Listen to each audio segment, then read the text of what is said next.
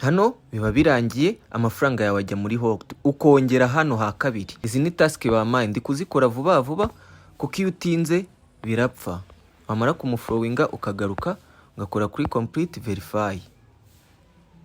Ngira ngo muri kubibona ukongera hano start nanone. So guys, ngiye kubereka step by step ukuntu dukora iyi RocketBux. Ikintu cya mbere uri bukore uri buyita ukora kuri link. Nukora kuri link irafungukira kuri Telegram yawe. Nugera murahita ukora start button.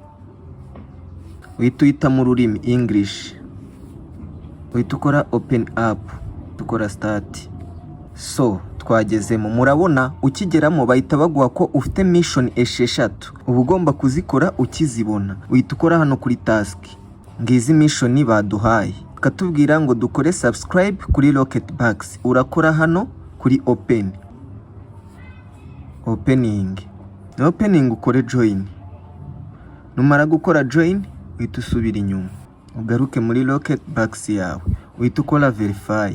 Task irarangiye, dukore niya kabiri nayo bari kutubwira ngo dukore subscribe. Turahita dukora open. Niturangiza tujoining, turangiza tugaruke muri RocketBux yacu dukore verify. Murabona ko izi task ebyiri ndazisoje. So ikindi dukora ni izi task zo kuri Twitter. So izi task zo kuri Twitter turazikora uti. Murabona ko dusigaranye task zigera muri ebyiri. Impamvu ni iyi, nuko tutari gukora twihuta ndi gusobanura. Iyo utinze barazijyana bakazisubirana. So turahita dukora hano kuri connect. Hano bari kutubaza ngo dushyiremo Twitter handle. Twitter handle ahantu yikura ni hehe? Ujya kuri Twitter yawe ugakora kuri profile. Niba ufite account ya Twitter cyangwa ya X, ubisigaye yitwa X, ugakora kuri profile. Kuri profile yawe hari ahantu haba hari izina. Munsi y'izina ryawe hari akazina kandi kaba kabanzwa na arobase. Iyo niyo handle yawe. Tuvuga urugero, niba handle yawe ari arobase Jean Pierre, ubwo urahita wandikamo Jean Pierre. Nago arobase uri buyishyireho. Uhita ukora check account. Ubwo account ibigomba kuba iri muri telefone uri gukoresha. Hano bahise batubwira ngo peninga Twitter yawe. Iyo peninze ihita ifungurira muri X yawe cyangwa Twitter yawe. So iyo birangije ubusoje gukora icyo twita verification cyangwa kubihuza na Twitter, uhita utangira gukora izi task zose zo muri RocketBux.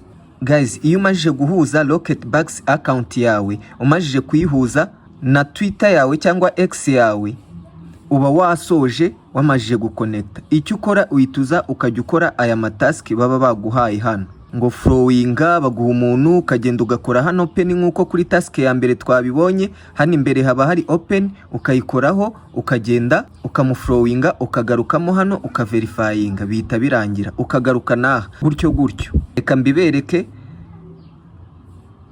So guys, murebe ukuntu bikorwa. Uhituza hano kuri task. Ngiyi Twitter namajije kuyihuza ni RocketBux yanjye, ubwo uhita ukora kuri start. Iyo ukoze kuri start uhita ukora hano kuri start with. Utukora hano kuri open. Ukahita ufungukira muri Twitter ukamuflowinga, ukahituzamo ni vuba vuba. Ukavuga ko wakompletinze bakaverifyinga.